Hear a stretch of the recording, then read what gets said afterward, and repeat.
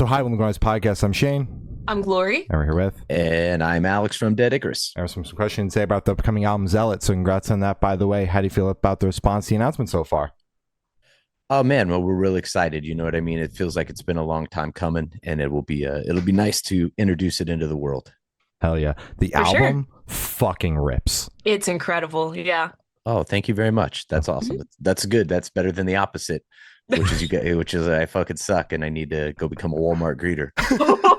Well, we wouldn't be taking time out of our day to have you on here if we thought that you should be a Walmart greeter instead. Yeah. Oh, good.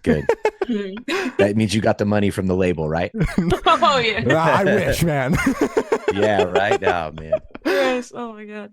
So is there any meaning behind the album title or cover art?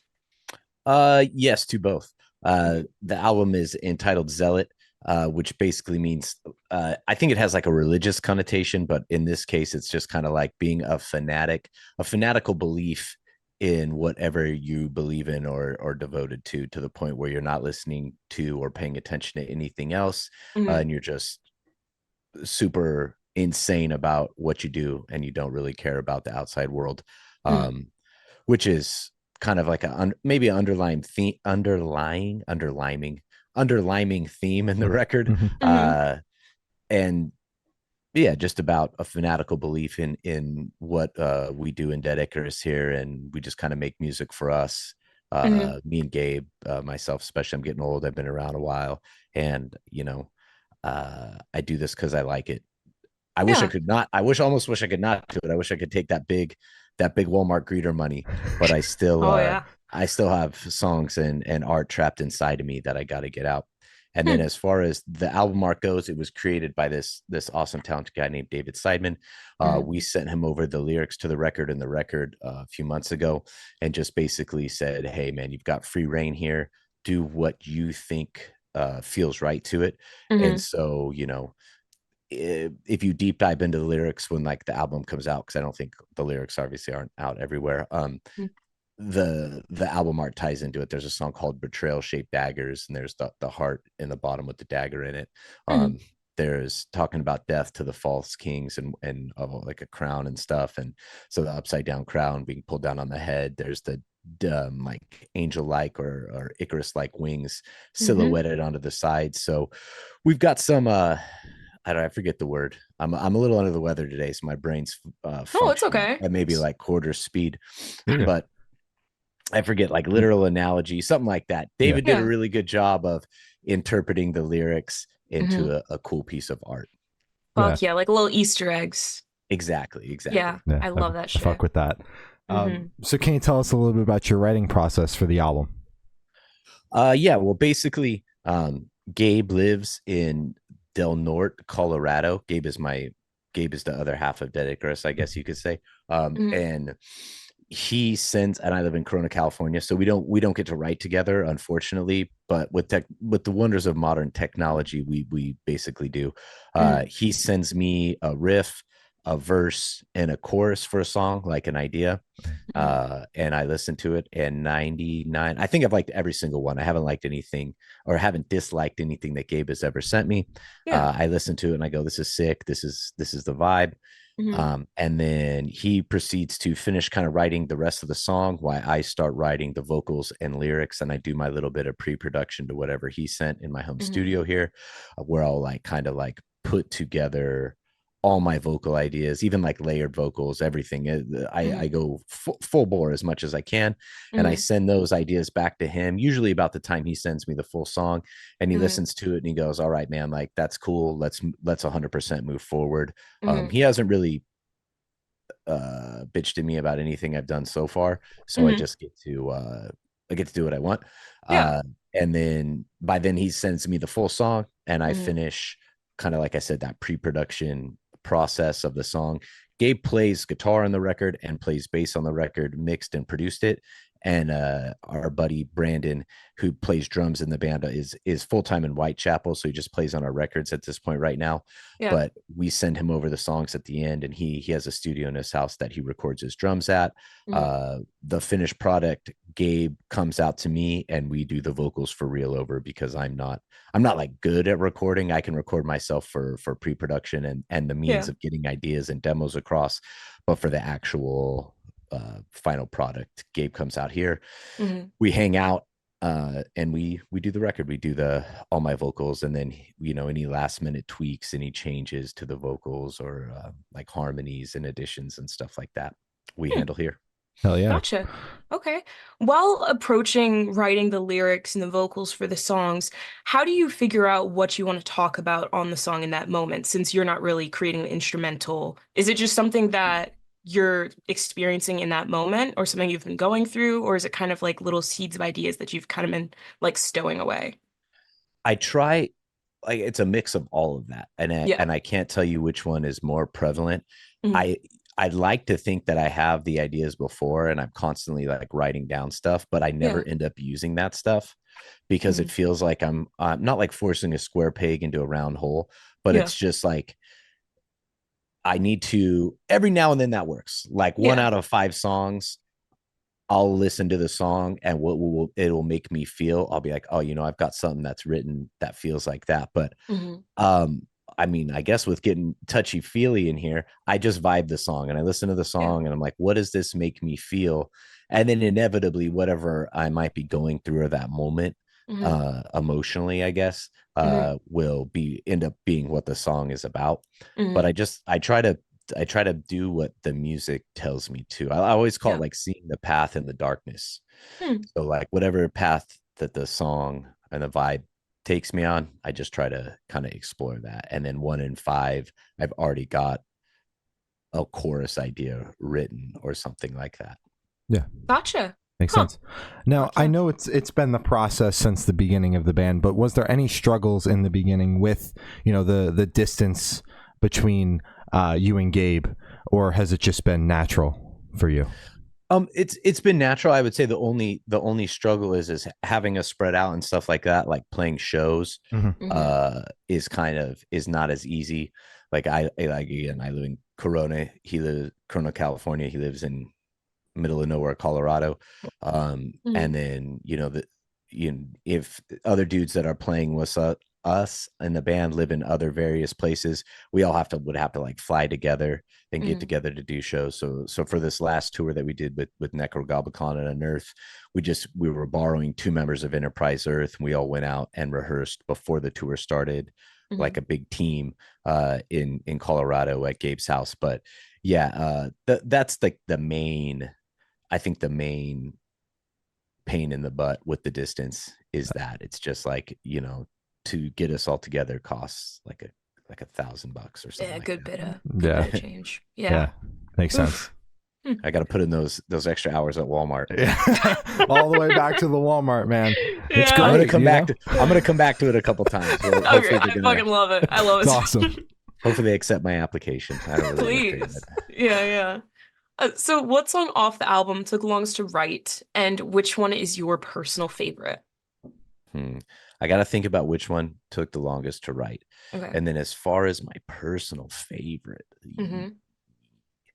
I think it kind of changes depending on my mood and what I'm feeling at the day. Cause I still listen to the record, for the end of my time in the band Atreyu, I did not listen to what we made.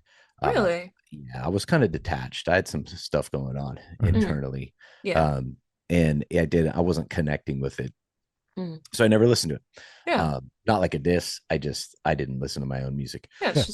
Which is not good. I think you should. I think you should be a zealot about it. And I listen to this record all the time. So I can honestly say, like, different moods I'm in will dictate which songs I like. But man, I think right now it's weird because we did this weird thing with the song titles where we split up. So I want to make sure I'm saying the right thing. Some of the songs were super long, like 7 minutes. And we wanted to kind of break up the song into like an intro portion and a like the meat of the song.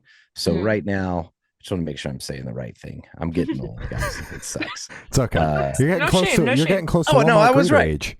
Yeah. No, I am. I have gray hair and everything. It's fantastic. It's betrayal shaped daggers. Technically, it's like it's secrets in the dark into betrayal shaped daggers, but it's like 7.5 minutes of music, and I come from loving punk rock, and that's way too long. So betrayal shaped daggers I think is awesome. Gabe has a really cool riff at the beginning of that song that I like, and then there's just so many different parts in that song, and I think it's rad. It didn't end up being a single or anything like that, just because again it's super long, and it didn't really make sense to do, but I like that one right now. That's my favorite as well. The chorus on that song goes fucking crazy. Thank you. I had to practice that one for a little bit to get that one down, Let's see. Let me look at my list here and see which one took me the longest. I think maybe something like that, or the other long song, the Temptations Kiss into Fountains of Death. Either one of those. Super gothic sounding names now that I'm saying it loud.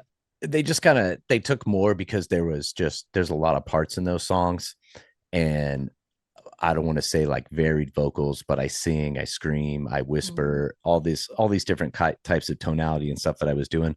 So either one of those two longer ones just kind of naturally took me a little bit more. And because I knew that they would be longer songs, and I know that the modern attention span, that they wouldn't be singles, I took a little bit more time, like doing whatever the fuck I wanted. Does that make sense? Where I was like, this is a weird idea, I'm gonna do it. Exactly. Caution to the wind. There's no holding back. Not that I do anyway. Like, I don't know. Like I said earlier, like I wish I could quit, but something inside calls me to keep going. So I approach everything now with throwing the caution to the wind. Like the whole record I wrote that way. I was like, man, like I could just scream this whole record through. And I think that's kind of what people maybe expect from me, from coming from Atreyu and being the screamer in Atreyu. But like, I wanted to do more than that. Like, if this is the last thing I leave as my last foray into making music, I wanted it to be everything I wanted to hear and do. And so I spent a lot of time practicing and trying out and demoing ideas. And so, man, every time I go up to the bat now, it's 100% swing, or I won't even go up. That's fair enough. Right. And with the longer songs, in a weird way, with the short attention spans, by switching it up so many times throughout the song, it's like you might actually be able to keep the average TikTok attention span. TikTokers, bro. Fucking TikTok. Have them for the entire song, because you're switching it up every minute or so. Yeah, I think those songs definitely have enough dynamicism. I don't even know if that's a word. We're gonna say it is now. Dynamicism to them, dynamicizzle. They keep you, I don't want to say guessing, but it keeps you involved. It keeps you interested. You know what I mean? There's still hooks. The hook comes back, but then there's a bunch of other wild shit that we put in the hooks, and a little guitar tomfoolery and shenanigans. Absolutely. Hell yeah. Fuck heavily with tomfoolery. I did want to ask, because you said you're kind of just throwing all caution to the wind with this album, and you don't really care to appeal to other people, I guess, because you're just making it for yourself. Is there any anxiety or pressure with releasing this record at all? Or are you just kind of like, this is me, I fuck with it. If you don't like it, you don't like it? I like to tell myself the latter, you know what I mean? And that was my intention when I made it. Yeah. And now that I've done it and I'm waiting for it to come out, like we're at the final stretch here, it comes out on Halloween, it's like, man, like, ooh, let's see what happens. Like, I think I took some risks, like vocally, and because I didn't want to just scream the straight thing through. And I like one-dimensional bands. I love bands that are just all screaming or all singing. But for this and for me, like what I've always liked is the juxtaposition in both, and having that dynamic of a lot of screaming and some singing and melody to kind of just make it more interesting or dramatic piece, And I don't know. So I'm not second guessing myself, but as it comes out, it's like, man, I hope I didn't go too far. but in a way, like, I don't really fucking care if I went too far, because like I can jam it. I jam it all the time. Like I said, I love to work out to it. So yeah, I don't know. I hope people like it. Just because like this is a business, I guess, and I'm in the business of getting people to like what we do. But at the same time, like, fuck them, man. I think like the people who are the most successful are usually just like, fuck it, like this is what I do and this is what we're gonna do. And when I think I found like my most successful and gratifying moments in the past, like with the Atreyu and stuff, were more early on when we just did not wild shit, but wild shit for back then or whatever we were going to do, and it didn't matter. And so now I kind of like still trying to do the same thing, but yeah, like now that it's a week or two before, every now and then I'm like, oh man, shit, maybe I should have played it safer. When we did our EP like a year ago, when I originally wrote the lyrics and stuff for that, it was all screaming and there was no like melodic or clean singing, and I hated it. Like I was super bummed on it. And I didn't want to do that again, so I rewrote all those songs anyway and changed them. And then for this, it's like, yeah, you gotta do you, man. Because then at the end of the day, where like commercial, like let's say it's a commercial flop or something, like if I liked it, then I've accomplished what I need to accomplish with it. You know what I mean? Absolutely. I don't think you should make art for business's sake. I think if the art can create a business, then that's great, but you shouldn't be making it for that reason. 100%. Yeah. Agreed. And to piggyback off of my last question, are you the type to read the YouTube comments or the Twitter comments and replies in response to what you're releasing, or do you just kind of ignore that? Not for like external validation, because like I said, I'm old and us Walmart greeters don't really care what the customer thinks. That aspect. But I can't help to. I want to. That's the only interactions that you see these days, and to me, those are like more honest. That's like back when I was a young man, there was like reviews. You know, there was a guy like reviews records. Like, who fucking reads record reviews now? Like, why do I don't know. I don't know if I'm being insulting if you guys review records or something like that. But like, why we don't type it out? Yeah, like, no. Almost like, what's the point? Yeah, because there's no, like, in my youth, you couldn't you didn't hear the album before you bought it. Like, you went to the record store, and I know because I worked at the record store, and the dude at the record store was like, hey man, check this out. I know you're going to like it based on what you bought in the past. Or in a magazine, you read like, oh, this band Poison the Well sounds like this, and this. And it's like, oh, sick. Like, I like those things. I've never heard this band, and I'm going to have to spend $15 on a CD or whatever and buy it.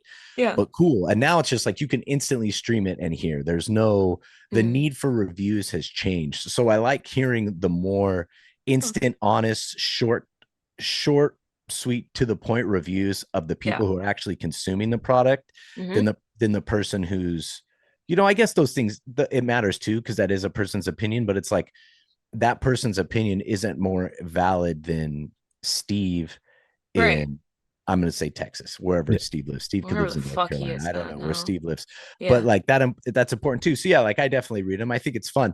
I think I've been lucky to like have mostly like 90% nice things being said in the YouTube and on the Instagrams and shit like that. So like, I'm cool with it. There's always going to be some people who just like, they don't like me for whatever reason, or they just don't like the music and they want to talk shit, and like, that's fine. Like, if you make a product, or even like in politics, I like to think like, if you believe everything and love everything a candidate says, like, that's weird. That doesn't make sense. Like, and so if everybody loved what I was doing, like, that'd be, I don't know, that would seem like unreasonable almost. So you gotta have balance. Art should make you feel something, and it should make you either be like, fuck yeah, or fuck no. So either way, I've done my job. Too many fuck no's, and again, you know, your Walmart greeting, but you know what I mean? Like, so yeah, dude, I'll read it, and I try to respond to everybody, you know. A lot of the times I've slowed down a little bit with it now, because it's kind of become a little much, but you know, I think it's interesting. I like hearing what people think, even if it's like crazy shit that doesn't make sense, as long as it's like not calling, like, demeaning me and using bad words. Exactly. No bad words. No bad Fuck words. that. Exactly. I can deal with the F word and stuff like that, F word at least, but other F words, all the other ones, not so much. Hell no. Yeah. So how'd the track list for the album come about? Did you guys write the opener be the opener, closer be a closer, shelf around and see what fits? What was that process like? I think when we got done with the record, especially after we kind of decided that the two longer songs were going to be split into like an intro and then the rest of the song intro and the rest of the song, it made sense to put one of those at the end of the record. And Betrayal Shaped Daggers to me just felt like a closer, especially with like the end lyric and stuff, you know, and kind of what the song is about. It felt like a way to end it. And then the Temptations Kiss, that felt like a good interlude moment into the longer part of the song to come a couple tracks in. And then I think ever since we wrote the first song, Unconquerable, I don't know where that came in the process. It was semi early on. I wanted that to be the first song. I think we knew that was going to be number one no matter what. It feels right. It feels like a good intro track, kind of ominous, and it kind of it feels like the whole record in 3 minutes. So it seemed like a good way to start. Hell yeah, love it. Yeah, right. So would you be able to tell us where your headspace is at while you're creating this record?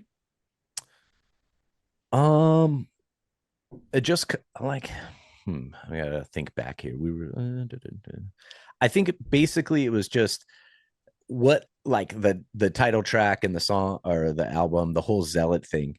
It was just like, fuck this is what I make, this is what Dead Icarus makes, this is what we do. And like, I don't really need the world's validation. Like we're gonna do, excuse me, we're gonna do what we're gonna do. And then I have some, I don't know, I had some feelings inside of me about some past events in regards to like betrayal and anger, that I wanted to expel like in a healthy way, but still kind of have like a silver lining to it. Because I try to now these days, like even if something's really shitty, I try to find like the thing in it to look at and focus on and be like, well, you know, at least there's this, Exactly. you know, at least there's that. So the record is kind of, I don't want to say like heavy overall, but has like silver linings to it, and it's kind of hopeful in a way too.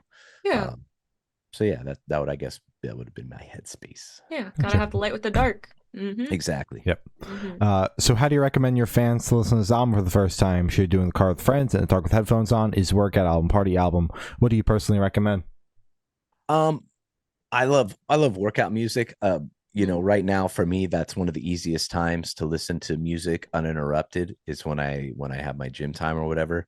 Get about an hour and a half, and I can just listen to music and you know what I mean? So subsequently I kind of like faster paced or more upbeat, not necessarily upbeat in like a happy way, but just something that's fucking moving a little bit. And I think this record accomplishes that. I think headphones work too, headphones in the dark with some ambient spooky lighting. I think there's like a little, not like spooky theme, but some like gothic overtones in this that I hope to capture.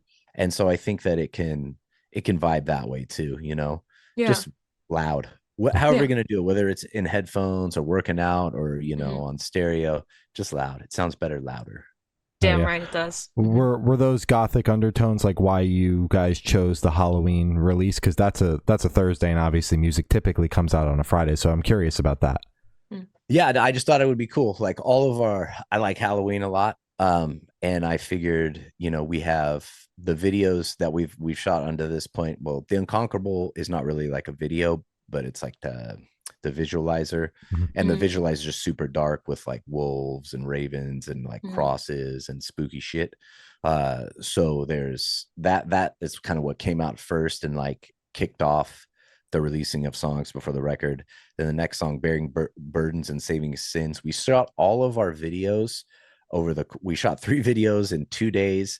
Holy shit. Yeah, it was intense at this this is going to sound weird, a haunted house in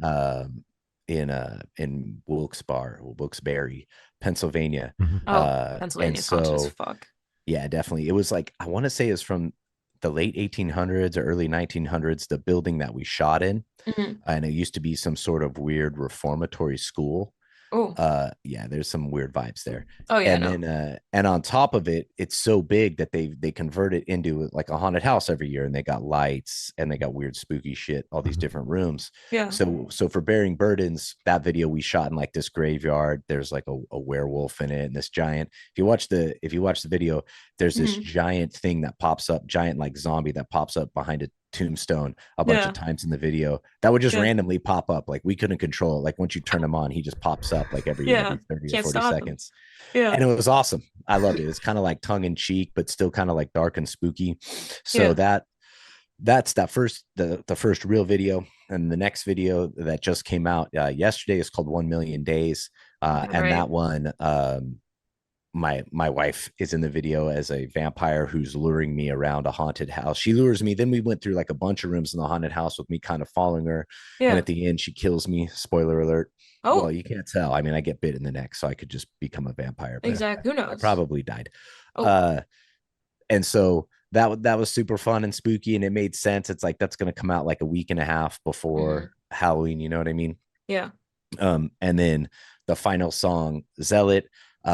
They had a cool like fortune teller room, and then adjoining the fortune teller room was like the entryway to the fortune teller room, and it was super creepy too. So we shot the final video in that room. So the Halloween thing made sense. We knew it was going to come out like in October, and it was like it could have come out earlier, I guess, in the month, but I'm like, why? What's the point? Like, let's have it come out on Halloween. That's kind of the vibe of this band. One of our influences in the band is, and it doesn't always come across apparently, but is Gabe and I both really like Cradle of Filth. And I think it like the weird gothic overtones and stuff, and my goth song titles, Halloween just was a no-brainer. Yeah. Or we could have made like a Thanksgiving themed record. It was like dressed as a giant turkey. But that idea got shot down pretty quickly. There's not enough Thanksgiving themed music, so I wish that idea would have gotten approved. That's a good thing. It's a good thing. Yeah, I think it's definitely a good thing. Just imagine the metalcore song about like cranberries. Oh my god, that sounds badass. Yeah, Jesus Christ. Not as cool as Halloween. Leave it on the shelf, maybe. Yeah. Permanently shelf that one. For sure. So this one should be super, super quick. Off the top of your head, I want you to describe this album for new listeners in 3 words. No more, no less. Dynamic, heavy, goth. Oh, damn right. I just like saying goth. It's so fun. Really I love it. Point. Yeah. So in that same train of thought, is there a certain feeling or emotion you want listeners to have while going through the album? Man, I love people to connect with the lyrics and stuff like that. So if people can like read the lyrics along with the songs or somehow interpret what I'm saying, otherwise, and relate it to their life and have it like feel like something and make them feel something. I just want people to feel something. I don't want to dictate what that is. Yeah. Because once like I make the song and I kind of give like the little bird flight, and it's going to go fly and it's going to do what it's do and mean what it's going to mean to people. Yeah. And it might be different than what the songs meant for me when I wrote them, but neither is right or neither is wrong. It's what it means to you. So I would just, I want people to vibe with it and interpret it and then like listen to it, but like really listen to it and maybe try to connect with it. If you like it. If you don't like it, then I don't recommend trying to connect with it because you're going to kill you. You're going to be bummed out. Yeah, you're going to be bummed out. So are you able to touch on any particularly challenging or standout moments during the creation of this album, positive or negative? I would just say getting to the point of actually writing the full length was kind of a challenge. Dead Icarus, I first announced it in like the end of 2020 or early 21, something like that. And there was a bunch of like technical or industry or managerial, there was a bunch of shit behind the scenes that really slowed down. Like I announced it and we didn't even put out our first song till like 2.5 or 3 years later, which sucks. And is not ideal and not what I wanted at all and was never the plan. But sometimes like your plan and the way things are going to be are 2 totally different things. And you just got to kind of roll with it. And I don't want to get into the things that happen because it requires me to kind of like not throw shade, but slag some people a little bit. And it's just like shit happens. And just for the record, and I've said this in every interview, and I'm going to say it now. It has nothing to do with the members of Atreyu or anything like that. The delays, just I feel like sometimes people like to tie that in and make that like the negative, and it wasn't. There was just other bullshit, like trying to start a brand new band and get it signed and do all that shit at the middle or end of the pandemic was a total downer. And I think that kind of really sucked for me. And I think maybe that kind of went into my feelings and emotions writing this record and writing the EP. Even, you know what I mean? But that was the biggest thing. The biggest challenge for me was just getting to this point, you know, actually writing it and everything with Gabe was super easy. And then Gabe and I get along really well. I think we wrote, demoed, pre-production, made, produced, mixed, mastered the whole record in like 2 months or just inside of 2 months, which is somehow pretty quick, especially compared to what I'm used to. So that all that part was super easy. Yeah, I'm sure refreshing as well, that quick turnaround. Yeah, it was nice. I mean, it's just creatively speaking, except for the drums, like Brandon does whatever he wants on the drums. He's such a talented drummer. There's no point in like me or Gabe micromanaging that. That Gabe and I are the only two cooks in the kitchen, which is something over the years I've come to hate, is having. I don't want to collaborate with like 7 people. I don't want to collaborate with everybody in the band and then the producer and then like outside songwriters. I just don't like that. And I feel that for other people. I'm not poo-pooing on anybody's process.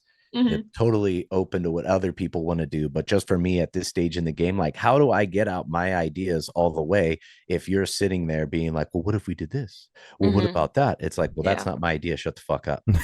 You know what I mean? Like, I'm not even trying to be dick. Like, I'm not. It's just like, you listen to whatever bands, you could think of a band in your head, you listen to that band because you want to hear that person's and that like one of their ideas, their thoughts and feelings. I don't want to hear them as like a mouthpiece for someone else's ideas, thoughts and feelings. Like, that's not why I do this, and I just don't enjoy it.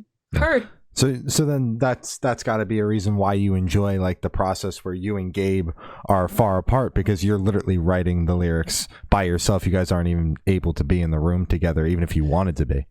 Yeah, and I don't want him to write the lyrics. I'm the type, the way that my voice has evolved, especially in the not screaming realm. So any sort of clean singing or whatever the fuck you call it, I do better singing things that I've written because it feels natural to me. Yeah. And a lot of times towards the end of my time in Atreyu, I was other people's ideas. They were my lyrics, but that I made fit into their ideas. And it just like, I couldn't connect with it the right way. And I'm not that talented of a guy. I'll just be honest with you. I can sing the stuff that I write better than a third party's stuff.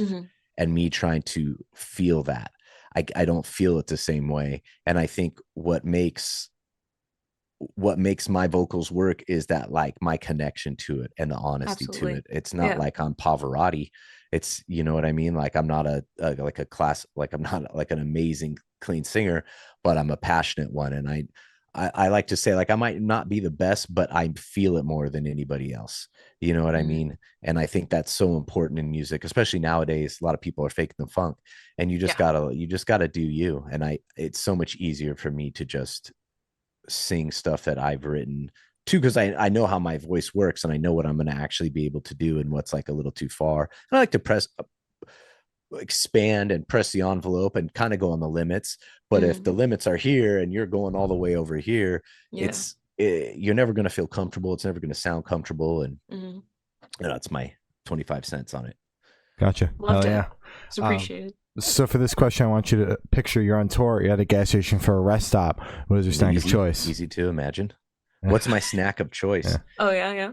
If it's late night, because I have various answers to this. I'm at truck stops frequently. If it's late night, I'm going probably frozen Snickers, the frozen Snickers bar, not just like the ice cream one. I like the ice cream frozen one. And then During the day, I'm a fancy boy. I like those high-end pistachios, but I can't pay some Oh, of these truck stop prices, like 16.99 for fucking some pistachios ridiculous is for like garbage. 5 ounces. That's Oh my it's God. insane, and half of it's shells. Oh, So it's it's like, terrible. I also like the meats only. I do meats only. oh, I can't be driving and like like popping the shells all over the yeah, place. Everyone's gonna get pissed at me. So yeah, for it's like, you can fair, go to it's fair. Walmart and for the same price, for like Mhm. 16.99, you can get them shelled in a And That's you're bigger great. already bag. there. That's great. Yeah. Oh yeah, shit, yeah, on your break. Yeah. Yeah, no, I just go. Well, I get an employee discount as well. So Oh fuck. that's part of the joy of working at Walmart, is that employee discount. Yeah. Fuck yeah. All right. But I And think, yeah, those are my snacks. Yeah. wonderful. Solid. The ice cream and then the de-shelled pistachios Yeah, specifically. meats only is the term. Meats only. Are you That's serious? what Is it that says what's on on the the pack. fucking bag? That's on the package. It says meat only. That's Pistachio meat insane. only. I think, if I'm not making that up, some sort of weird. Yeah, I'm I going mean they crazy. need to change it if it isn't They that should change it already. to meat only. Yeah, That's great. damn right. And on the topic of food, if the band was a dish, what dish would the band be and why? Ooh. Mm. Uh, some sort of ramen. Ooh, okay. We eat a lot of ramen Mm-hmm. on the tour, especially Gabe and I like to go ramening, if you will. Mm-hmm. Mm-hmm. Uh, I like that weird egg that they put in there. I'm probably the weird egg that they put in there, and Gabe's like the noodles or meat. Yeah. I don't know. It's just getting weird. It's getting weird in here. Getting weird. And for the last couple questions, you're going to shift completely away from music and go straight to death row. Boom. So if you're on death row, what would your last meal be with a drink? Probably like what, like some A5 thinly sliced, seared a little Kobe beef, something like that. Mm-hmm. And then very, very fresh on draft Modelo. Ooh, Nice. solid. Oh, yeah. Sometimes in the bottle it can get a little, it tastes, even the fresher bottle is better than the not fresh bottle, but on like maybe on draft. And then but maybe it's Sapporo. I don't know. It's either a Sapporo or Modelo.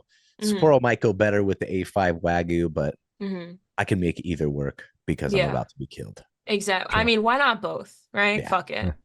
Yeah. Hell yeah. Yes, probably both would be a better idea. Exactly. There you go. And if you could live in one fictional world for a week, where would you live? Oh, that's a good one. Probably the X-Men universe, and I would give myself 6 superpowers. What kind of superpowers would you want? I would just steal Wolverine's powers, but then I would have also the ability to fly. Oh, Because the ability to fly is I mean, it's awesome, but on its own, it kind of sucks. Because like you could be flying and someone could just shoot you with an arrow, even, and you're fucking done. You're fucked. Yeah, you're just a bird then. Yeah, the ability to regenerate, having unbreakable bones, claws that shoot out of my hands, and the ability to fly. That's OP. You got a lot. It covers a lot of bases. It does, yeah. Yeah.